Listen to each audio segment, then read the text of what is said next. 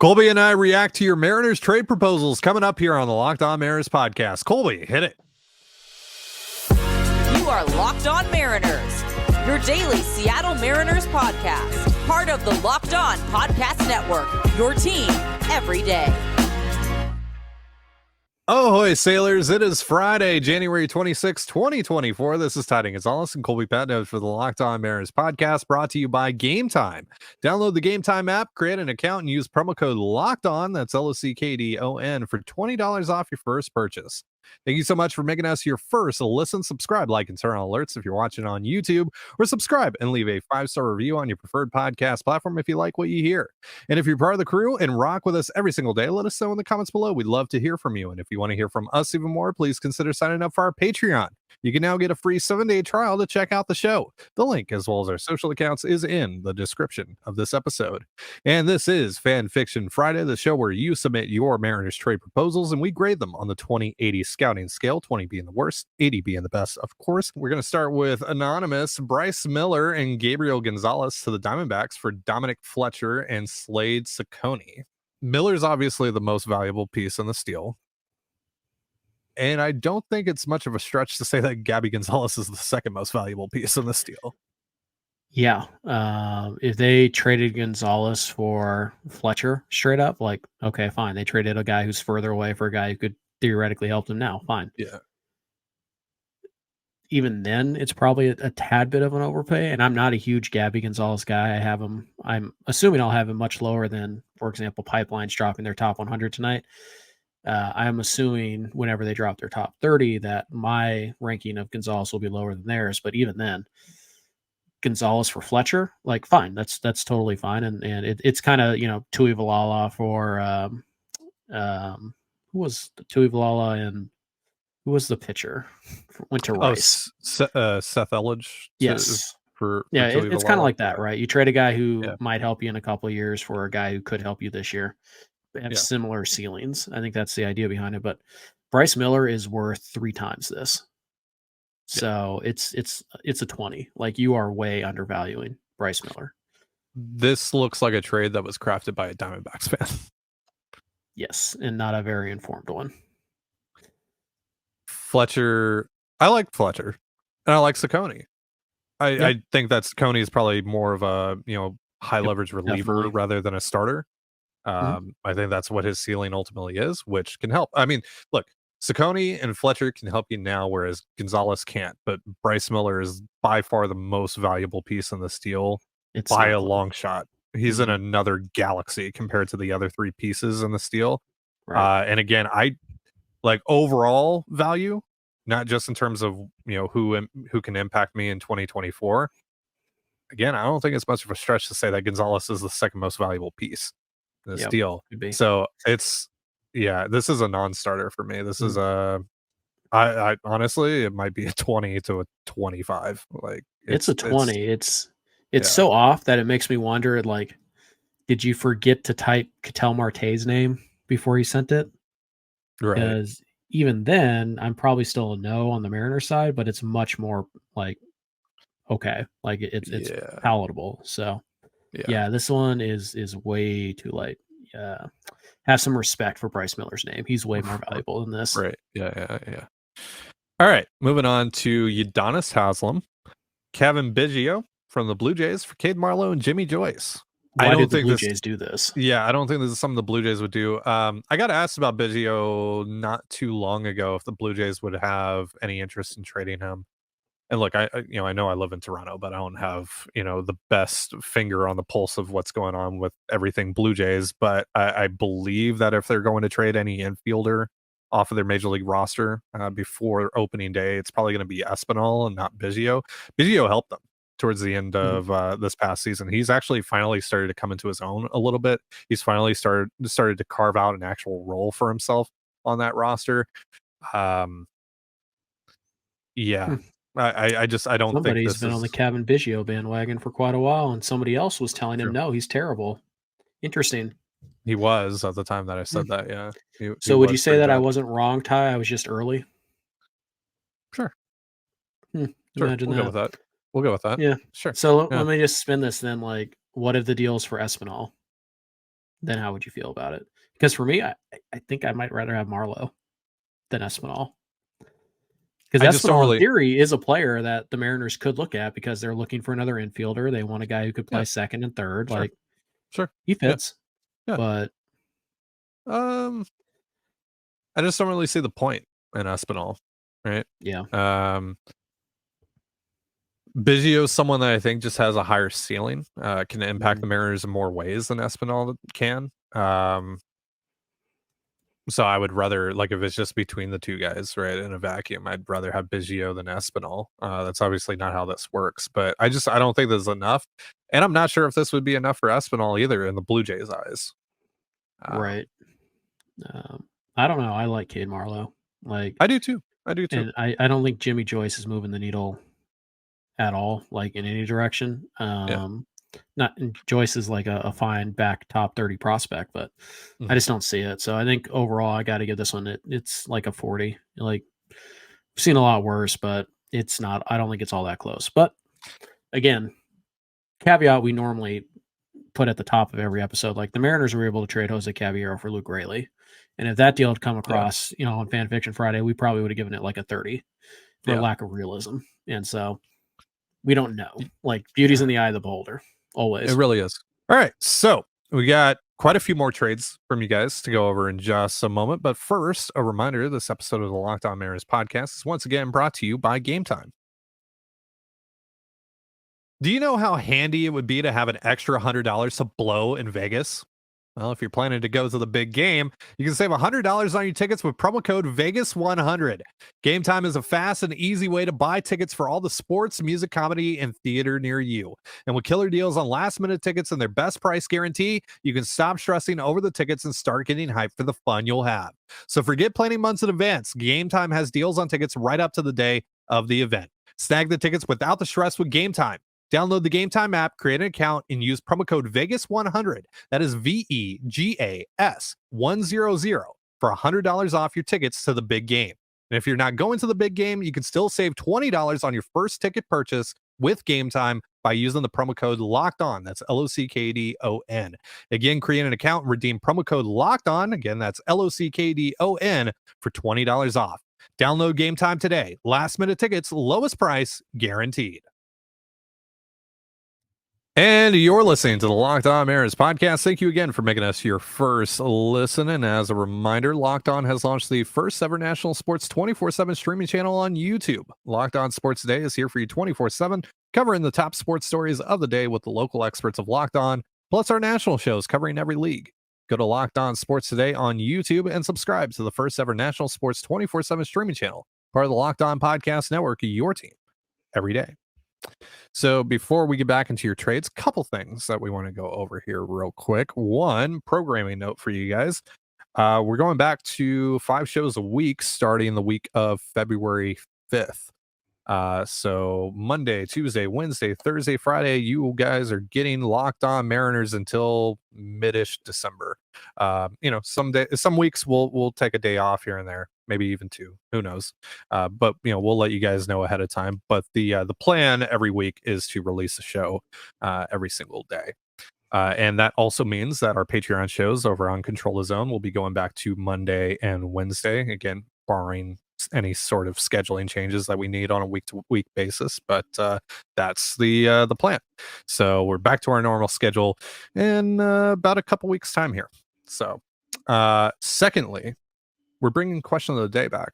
I don't even know why we went away from it in the first place. I think I forgot it on one episode, and then I was just like, I guess we're just not doing that anymore. But we're bringing it back now. So, Colby, question of the day. What is the question of the day?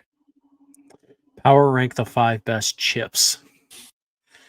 Think this through, guys. There's poker chips. There's chocolate chips. There's chip on the shoulder, ice chip, Chip Kelly, Chip Easton. Maybe you're a big Who's Line fan. Like there's a lot of good chips. So maybe your top 3 chips. We'll make it simple.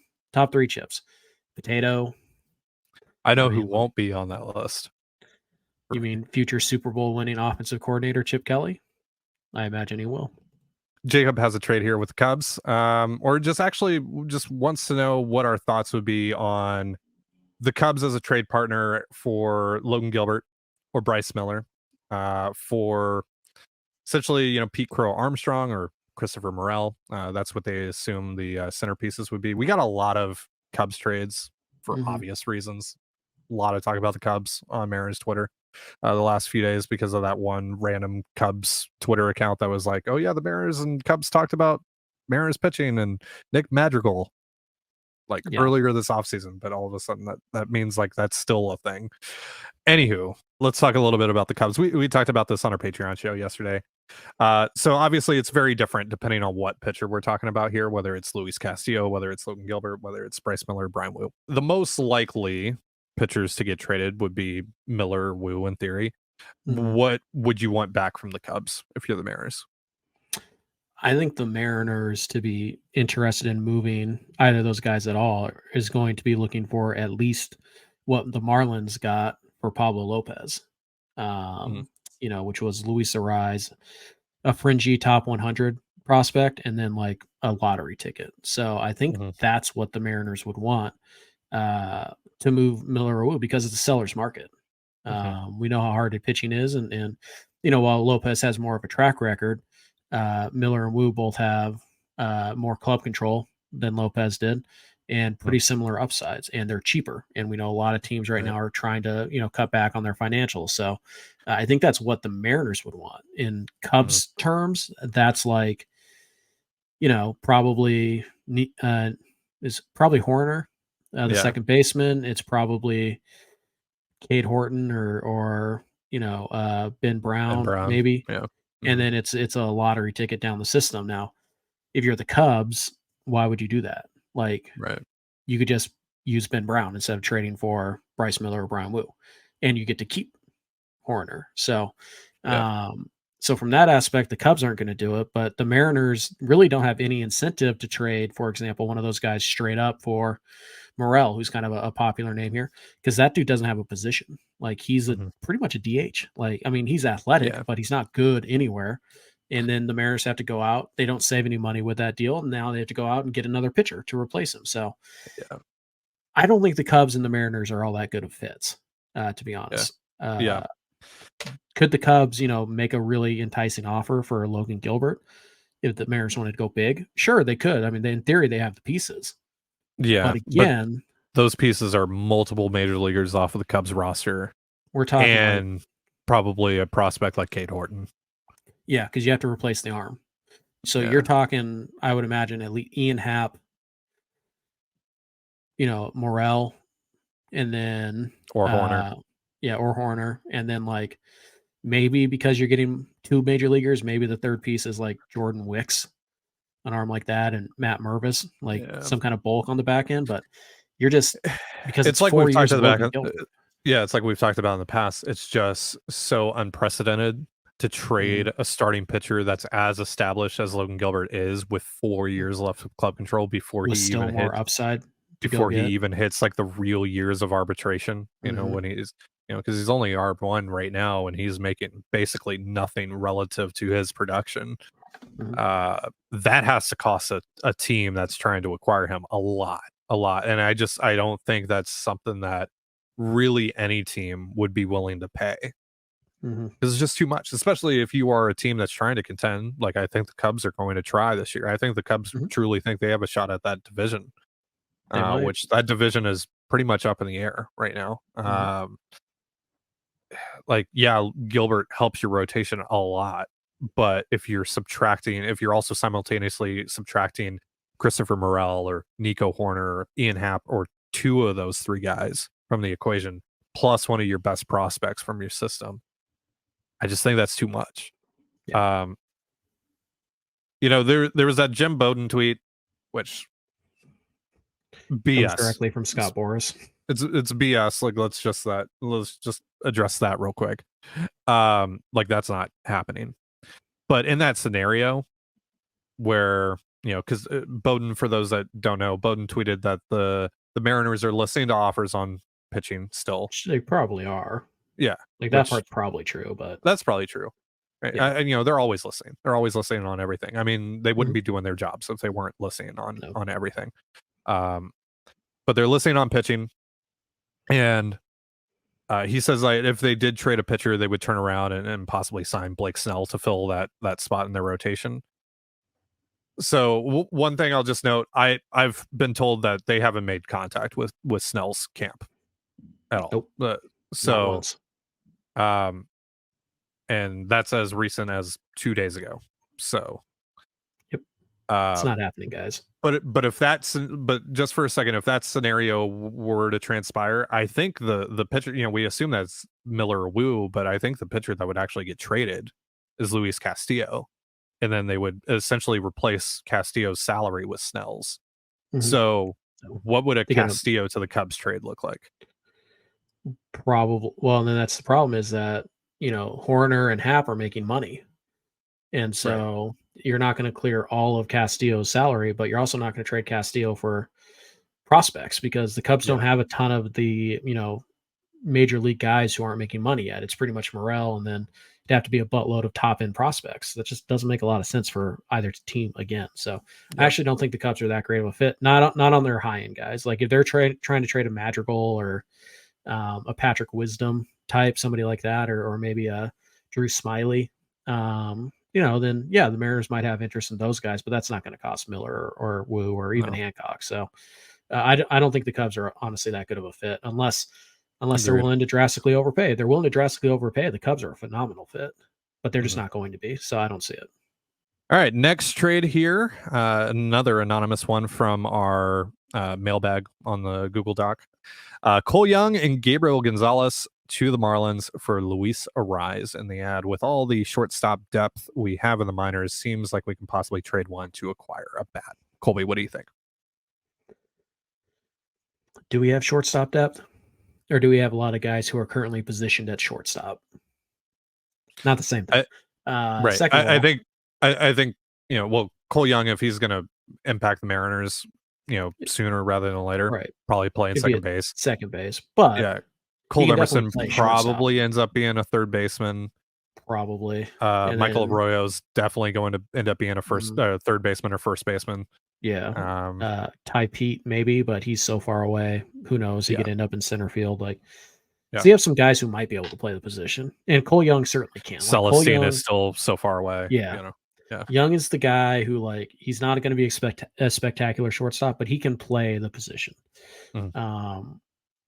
So I think the Marlins have been looking for a shortstop, but the Marlins want shortstop help now, not maybe at the end of this year, not probably the middle of next year, not 2026 when it's realistic to expect Cole Young to kind of establish himself as an everyday player at the big league level. They want it now. So Young's not going to do anything for them, I don't think. So unless the indication is that, Arise will not sign an extension with Miami, and we have no reason to expect that he won't. I don't see the point of them trading him for a complete unproven player because Miami hasn't even really declared whether they're in or out next year either. They've been shopping their pitching all winter. Nothing's come of it. They haven't signed a free agent yet. So they're just kind of exactly where they were 3 or 4 months ago. So it doesn't seem like a team that wants to sell off pieces. Yeah. So I don't think this is enough to get them to move on Arise. I don't think it's a bad offer. I just personally don't think the Mariners have what the Marlins would want to acquire Arise unless they want just pure prospect package. And we know how unlikely that is based on Hollander's comments a few weeks ago. So, I think the valuation for a player like Arise, I think it's fairly close. I think you're a player short, but it's not bad. It's not bad. I just don't think that the players that the type of players that the Marlins want are available for the Mariners to give them. They're not a good fit. So overall, I'd have to give this one a 40. It's not bad, but they're just not a good fit. I think you're missing at least another top 15-ish prospect in the Mariners system. Maybe Locklear, Montez, somebody like that. And again, even then, we don't really know what the Marlins want. And but this is the only way that the Mariners could probably feasibly, because do they want Wu or Miller? I mean, we can talk about that. We can definitely have a conversation about that. I don't know if they want one of those guys with all the pitching that they have. Yeah, they got their own surplus, and it's actually more legitimate than the Mariners surplus. The closest I've come to putting together a Rise to the Mariners scenario is something where the Mariners give the Orioles, Bryce Miller, the Orioles give, one Jordan Westberg or whatever to Miami. Miami gives a rise to Seattle, like a 3-team trade.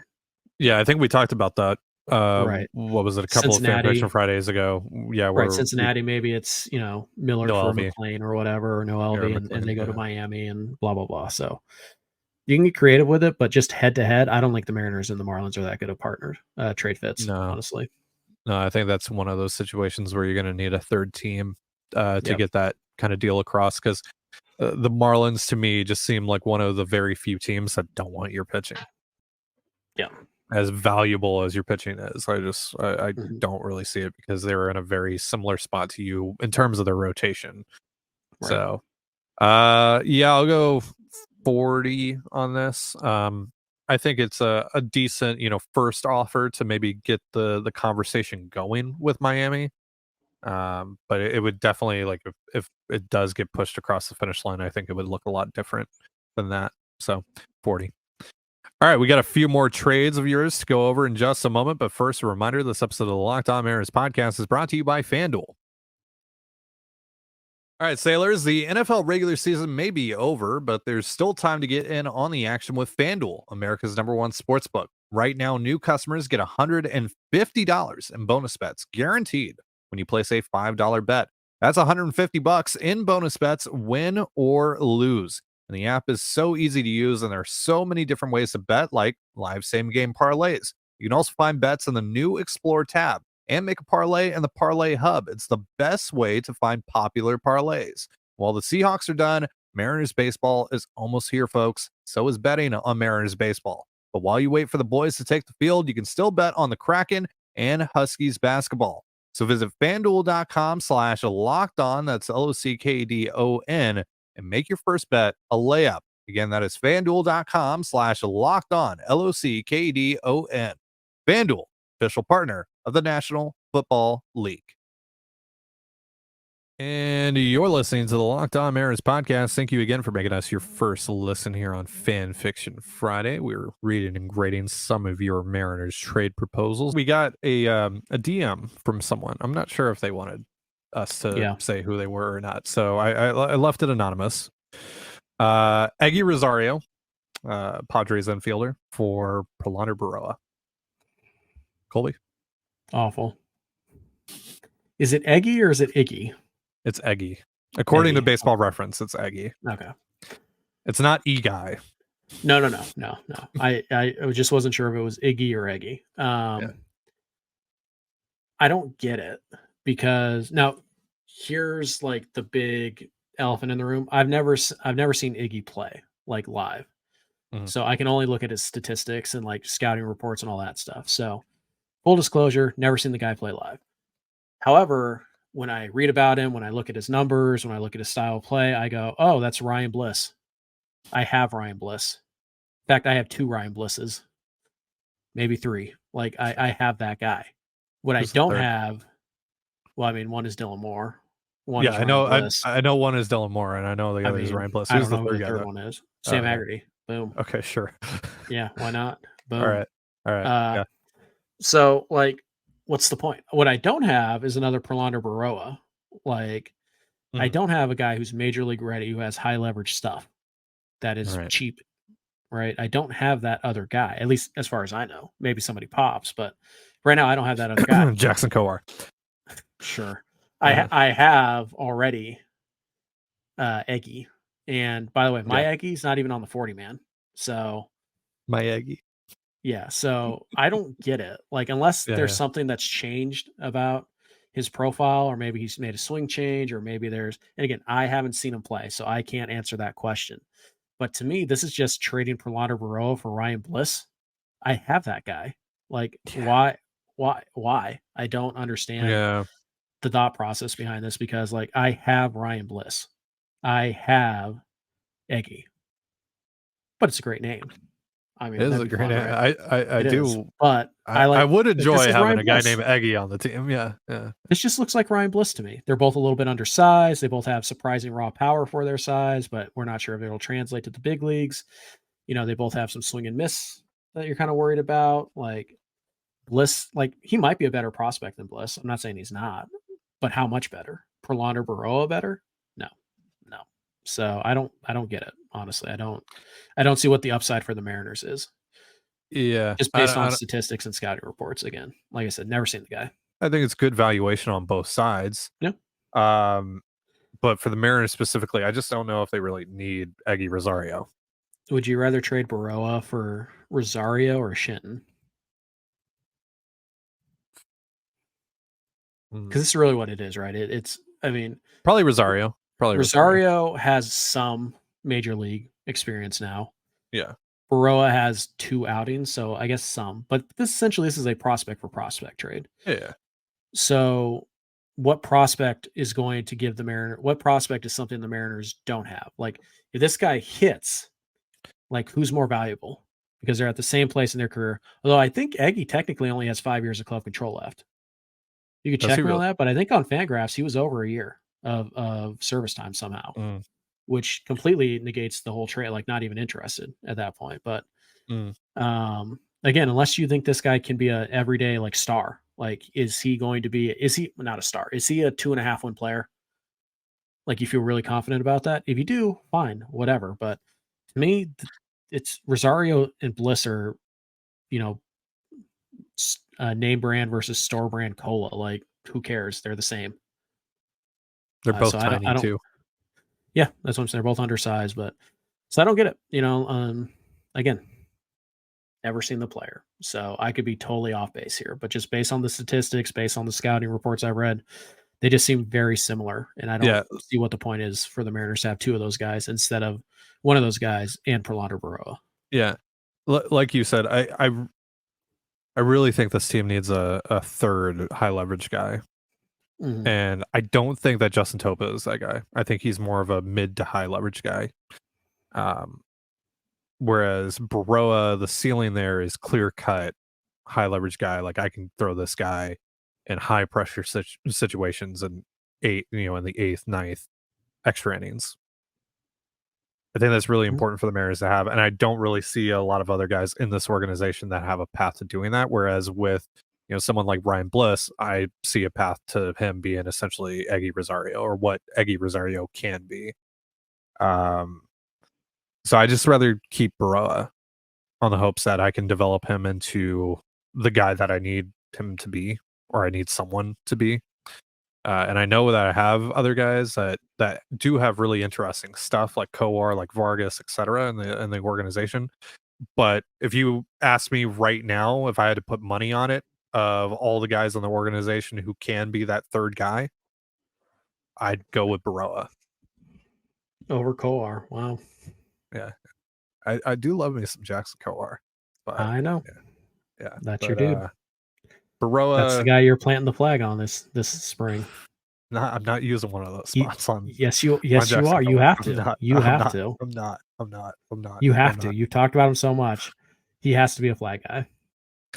So, again, I think this is a solid trade in a vacuum, so I'll give it like a 50. I just don't see the point for Seattle. So yeah, I just don't. I think the valuation is. I think the valuation is just about spot on. Yeah, I just don't think the player's a fit for Seattle. Yeah. So 45. Yeah, it's fine. All right. Last trade of the day comes from Colin, Jesus. Jonathan Clase. Jonathan Clase, Aiden Smith, and Walter Ford, the Vanilla Missile to the A's for Brent Rooker. And Colin says, go easy on me. This is my first ever mock trade. This is actually a pretty good first. And it's your last one. 20. Colin, you scrub. I think this is pretty good, actually.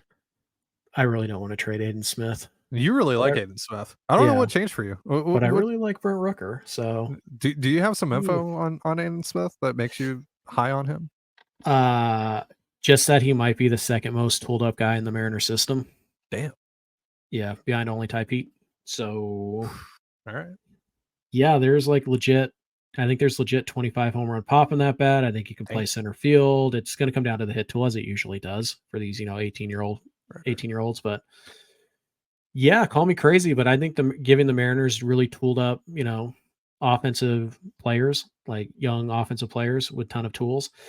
seems to be a good strategy based on their current strength at developing, young talent. So I really like to see what the Mariners can do with Aiden Smith for at least a little while before I give him away. But yeah, I think this is pretty interesting. I think if you're Oakland, you have to strongly consider this. Maybe they don't like Aiden Smith at all, but like Rooker's a guy who's got 4 years of club control, maybe 5. He's right on that borderline. But yeah, he's more of a first base DH, can occasionally play left field type of guy. He's almost 30 years old already. Like he's not going to be on your roster by the time you get to Vegas. And until you get to Vegas, you don't care what your major league product is. That's very clear. Yeah. So you get a guy, Aiden Smith, probably going to be ready to go by the time you're in Vegas. Clase probably going to be ready to go, or at least get a shot by the time you're in Vegas. So Walter Ford, yeah, maybe. Like that's a lottery ticket at this stage. But yeah, I think this is a solid like bulk deal that has the potential to have huge dividends for the A's, because again, Aiden Smith, I think, has the potential to be 25 homer, above average defensive outfielder. Yeah. I like this deal in a vacuum. I don't think it makes much sense for the Mariners, though, because there's a guy named Mitch Haniger in Seattle now that essentially fills the role that I would have had Brent Rooker fill before the Haniger deal. Unless you're trading Ty France. Unless you're trading Ty France. Seems to be the caveat to everything. It is, yeah. If you're trading Ty France, Brent Rooker makes a lot of sense. Yeah, sure. So, but right now, as things currently stand, yeah. I mean, it always makes sense to trade for Brent Rooker. So yeah, I actually think the valuation is pretty good. And again, I like the player. Obviously, you probably know that if you've listened for a while. Yeah. Don't love giving up Aiden Smith, but this is what it costs. It's the cost of doing business. So, yeah, solid. I'd say 50. Like I could see it happening. It just maybe 45 because the fit with Rooker and this roster is not great. But I think I'll give it a solid 50. 70. No. I'll give it a 50. You're not I just don't think the Mariners I don't think this makes much sense for the Mariners. Yep. Right now, as things currently stand on the roster. I just don't really know where am I gonna play Rooker. That's going to do it for our show. Thank you so much for joining us here on the Locked On Mariners podcast. For Colby Patnode, I'm Ty Gonzalez. Be sure to give us a follow on Twitter at LO_Mariners. You can follow me at Ty Gonzalez and Colby at CPAT11. That's CPAT11. You can also find all that stuff in the description of this episode. And thank you again for making us your first listen. Have yourself a beautiful baseball day, and we'll see you next time. Peace.